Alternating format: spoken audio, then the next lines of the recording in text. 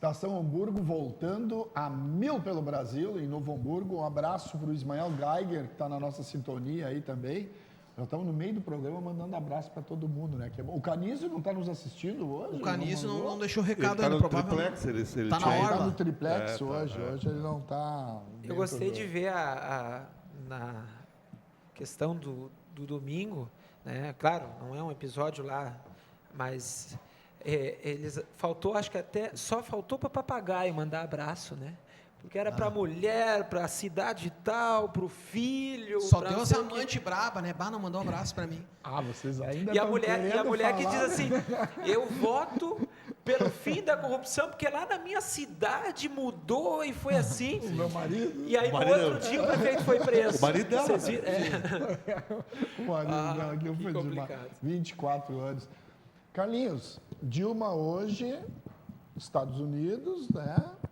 Terra do tio Sam lá, e ela não falou em golpe, né?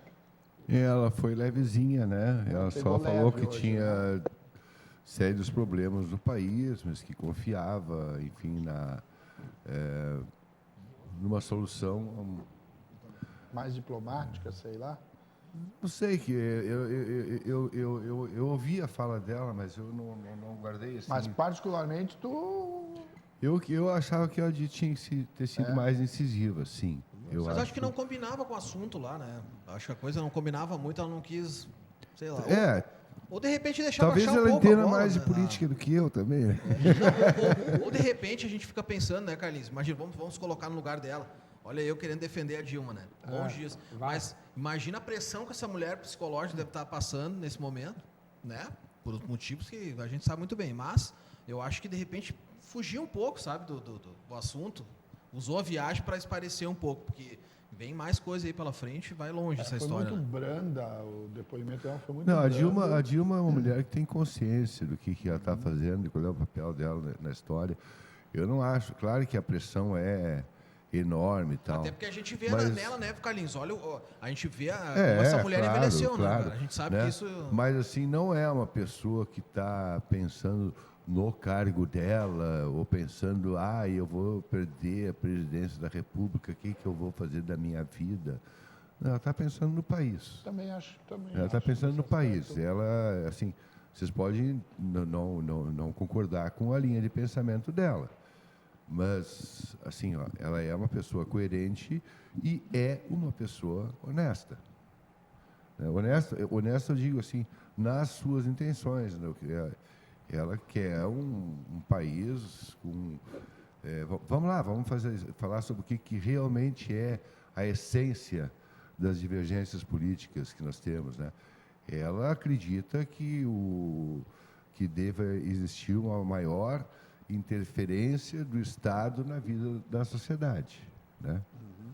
Esse é o pensamento dela, e desde que ela é menina, desde que ela foi militante contra a ditadura militar, em que ela foi guerrilheira, foi torturada, e depois ela enfim, voltou à vida pública já no restabelecimento da democracia, como militante do PDT, né, vinculada ao PDT e brisolista. Essa sempre foi a filosofia dela. Ela acredita que esse é o caminho para o país. Eu acredito também. Só que ao longo dos quase 14 anos de governo petista, né, pregando esta estatização da sociedade, né, olha bem, não é estatização, é maior participação do Estado. Não é eliminar o mercado. Só que eles provaram que não deu certo, né? Porque as pessoas passaram a se locupletar. Acertei a palavra? Não é verdade isso. Não é verdade. Não é verdade. É verdade. Essa locupletação... O que aconteceu existia antes em níveis talvez até superiores ao que aconteceu durante esse governo. Esse é o discurso, né? Não, esse não é o discurso, essa é a minha convicção. A Petrobras, por exemplo, é um grande exemplo, né? É uma empresa, né, que mexe com o país, né? Porque produz combustível, né? Deixa eu Produz recomendar. tudo, Sabe né? quanto Com representa? petróleo. 0,1%. Não, eu não quero saber Zero isso. vírgula- Eu não, mas sei isso é quanto importante. representa. Quanto representa 0,1% Tu já fez esse discurso de num aumento, outro. de aumento da taxa de juros no país Sei. por ano? Quanto? Não, o quanto eu não sei, mas A questão de valores. a questão... exatamente, não vamos discutir valores, vamos discutir o que foi feito. Essa é a grande Fatos, corrupção né? do São país. fatos isso, né? Que Tá, mas não é deu a certo. grande corrupção, são bilhões de 500 bilhões de juros ao ano. 500 bilhões. É mais da metade do orçamento do país. Mas da melhor- E não se discute esse assunto. E nada se justifica. E nada se justifica, exatamente. Não se justifica. Carlinhos, não só para o Carlinhos, para todos da mesa também, quando o Brasil pegou, quando o PT pegou o país, digamos assim, o país estava Não com se o fazia FMI. nada no país. O FMI, Aí por o exemplo. PT fez um monte de coisa É. com o mesmo dinheiro e o PT que é corrupto. Mas só para, assim, o FMI, por exemplo, ele assombrava o nosso país, era o grande fantasma do Brasil. O PT resolveu esse problema, muito bem. Só que agora voltou um problema muito maior do que o FMI, com essa corrupção toda. É que a gente não, Carlinhos, não a gente só do PT, mas de todos, vamos deixar bem claro. Não é? Essa gente- corrupção é endêmica e não é essa corrupção que está criando essa crise toda. Pronto. Entendam. que não é essa- Não, essa- o preço do barril do petróleo caiu de $130 para $30 e tu acha que isso não vai ter influência na economia mundial? Os preços das commodities desabaram, Sim. né? O país mas tá entrou querendo numa dizer crise que a econômica culpa agora- que E é a administração internacional. tem quanto em porcentagem, então, Carlinhos, na tua opinião, nesse problema todo que está o Brasil hoje? A administração tem quanto em porcentagem? De culpa. De culpa, isso? De responsabilidade. De participação. De participação, exato. Isso aí, de participação. Tem quantos por cento dessa crise? Quanto a gente tem que saber a- se... a má gestão, tu sempre quer vem dizer? com números, então. Vamos pensar um número aí, A não má que seja gestão. exato. Isso. A má gestão. A má gestão tem uma participação de quantos por cento? Na tua opinião, assim. Não saberia dizer, mas assim, eu vou dar um chute, eu acho que 20%, né?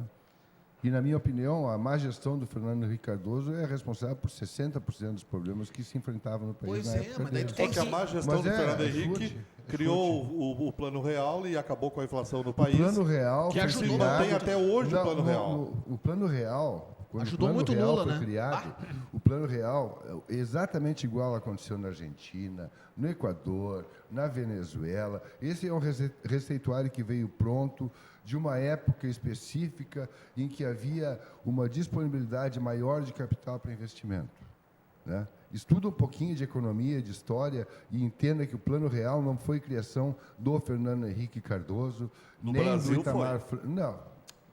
Não, foi uma cópia Não da foi, Argentina, é gente. isso? Não foi cópia da Argentina, foi um receituário que veio dos bancos internacionais que Mas precisavam... esse receituário ajudou o PT, Pois ajudou é. o Lula. Né? Ajudou- Que receituário ajudou o mundo que receituário inteiro na usou época. esses últimos 4 anos, 8 anos? sei lá. Naquela época, todo mundo conseguiu controlar a inflação, não foi só o Brasil. Todos com o mesmo receituário. Né? Perfeito. A Argentina mais cedo se atrapalhou com as contas, com o Menem, né? Que ela foi mais radical, inclusive, ela vinculou a moeda dela diretamente ao dólar, né? No Brasil se deixou uma margem de fuga, né? E aí o Fernando Henrique Cardoso, antes da eleição, da sua reeleição, né, ele segurou a taxa do dólar para deixar explodir em seguida, né, depois de eleito, quer dizer, em janeiro, quando tomou a segunda posse, estourou a crise de 1998, né, em que teve uma macro desvalorização do dólar, aliás, do real frente ao dólar. Vocês todos devem lembrar disso, né? E não dá para botar mais 20, esses teus 20... Que foi um estelionato eleitoral parecido com aquele que fez a Dilma, que também segurou as contas para não estourar a bomba antes da eleição. Carlinhos, e esses 20% que tu citou, não dá para botar mais 20% de conivência com tudo isso que está acontecendo com o resto da corrupção de outros partidos, das barbas da Dilma ou debaixo do nariz dela, e mais 20% de não ter um pulso forte, cara. de pegar e dar um canetaço e acabar com essa folia, vamos acabar, sou presidente dessa bagaça aqui. Eu acho que falta isso, cara, num presidente de uma nação, cara. Sabe? Chegar lá no Congresso, pegar o microfone e falar, só um pouquinho, vamos acabar com isso aí, tia. O que nós temos que fazer para melhorar? Mas sabe? Depois o Carlinhos... Houve grandes líderes internacionais, né, que souberam fazer isso, tipo o Franklin Roosevelt nos Estados Unidos, né? Ele sequestrou as redes de comunicação, né, para fazer toda a semana ele fazia um discurso à nação dizendo nós vamos fazer isso, vamos fazer aquilo, e a imprensa atacava ele como comunista, como presidente dos Estados Unidos, né, com o New Deal. E ele recuperou a economia dos Estados Unidos através de uma forte intervenção estatal na economia. Talvez esteja faltando isso para o Brasil. Que eu vejo assim... Tem a Hora do Brasil ali, tu escuta a Hora do Brasil, tu só vês falando coisa boa do Brasil aí, cara. Não, eu acho que faltou a Dilma ter uma política de comunicação bem mais ousada. Né? Que também bem mais ousada. teve uma questão que foi ali no período da reeleição, né, da candidatura dela à reeleição, que foi um período que foram feitas promessas muito grandes, muito acima do que poderia o próprio governo cumprir. E, de fato, logo após a posse, houve toda aquela série de aumentos, seja da luz, da gasolina, e que pesou no bolso do consumidor, e diria assim, até do classe média para baixo, né, porque são poucos os que não pagam, né, o que não tem um custo com a conta de luz e tudo isso que gerou na economia. Depois tem um problema também dela, enquanto presidente, talvez não enquanto presidente, enquanto pessoa do diálogo, com os parlamentares, apesar de que eu vejo que é difícil com o Congresso, com a situação que está lá, agora que a gente sabe que ela tem dificuldades de lidar.